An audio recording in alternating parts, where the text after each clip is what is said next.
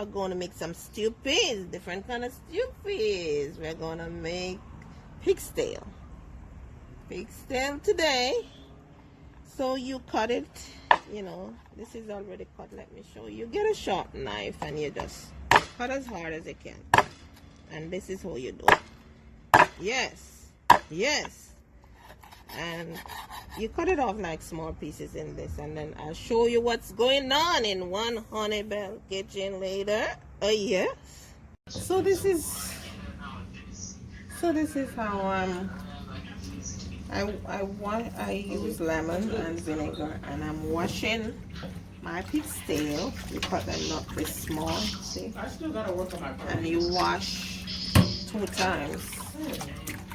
And then you wash this and then you rinse it, and then put it on the fire to boil out the salt about 3 times, because you don't want it too salty, you know, you don't want high blood pressure and stuff. So as I go on doing my pig's tail, I'll show you what's going on in my kitchen. So now it's on the stove and I put it on to boil, but I have to tell you guys to boil out the salt. What I have to tell you guys is that don't cover it when you're boiling out the salt, else the water will going to come over and you know you're going to have a lot of wetting going on. So I show you as I go on what's going on in my kitchen. Yes. So I'm boiling out the salt. This is how you know boil out the salt. I told you not to cover the pot, and because if you do, it will boil over. And so this is how I'm boiling out the salt. So it's boiling now. I'm gonna let this boil for about say 10 minutes, and then I'm gonna boil it again for 10 minutes, like 3 times, until I get out the salt. So as I go on in my kitchen, I'll show you what's going on. Subscribe and like and follow us. So I'm washing my peas for my stew peas. This is how I do it. Make sure you wash good. And we throw off this water and wash again. So this peas is kidney pea. We call it stew peas. But this is red kidney beans that I wash. This is about 2 pounds because I have about 5 pounds because I have some friends coming over. Why is it called stew kidney peas? Because that's how the beans are shaped. And I have the scallion here, over here, with some garlic that I do the scallion like this, you know, just smash it up a little. And I have some crushed garlic here that I'm gonna put in my instant pot. I show you how I use my instant pot already, and I'm not gonna show you again. I'm gonna put my pig's tail in, and I show you as we go along. Thanks. So this is my instant pot, and I'm gonna put some water in there just to cover it. You can cook this in a pressure cooker instant pot, or you can just cook it in your normal pot on the stove, and when it's cooked it's just the same thing. I'm gonna add some more water here, as I need it to cover, not cover like over the top, cover, but so that I can at least see the water. So because here is the water, still look like it need a little cover, because this is this is a lot of pork we have here, and peas.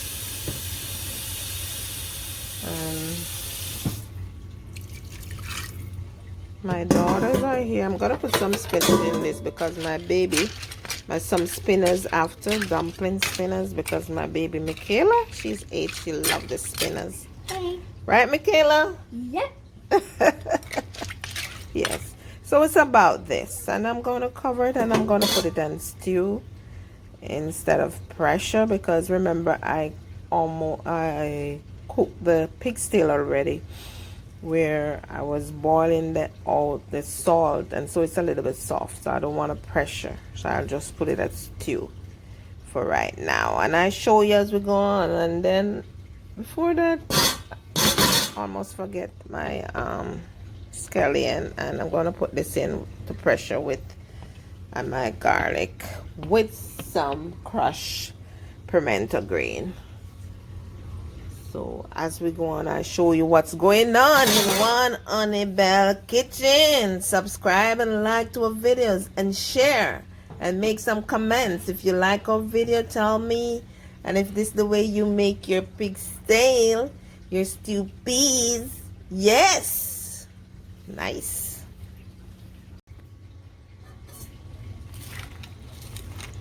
Yeah, put in my scallion and thing.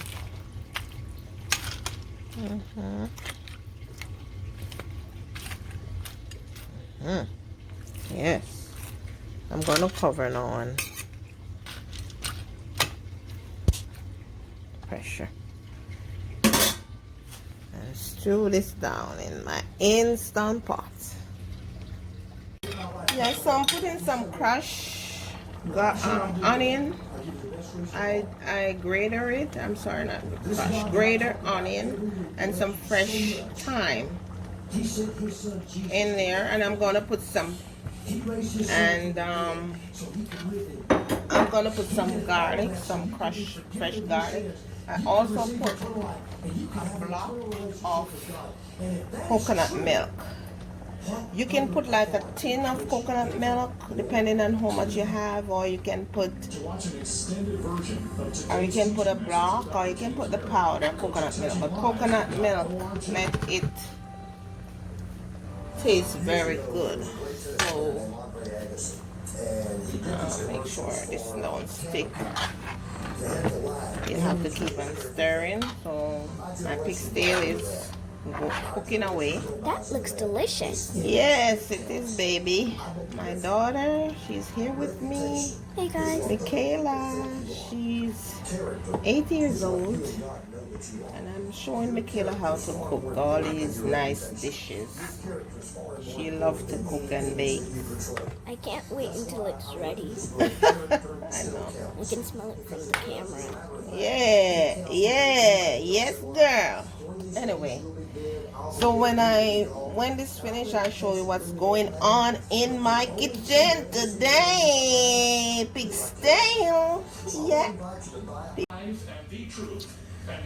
Yes, so my out of the world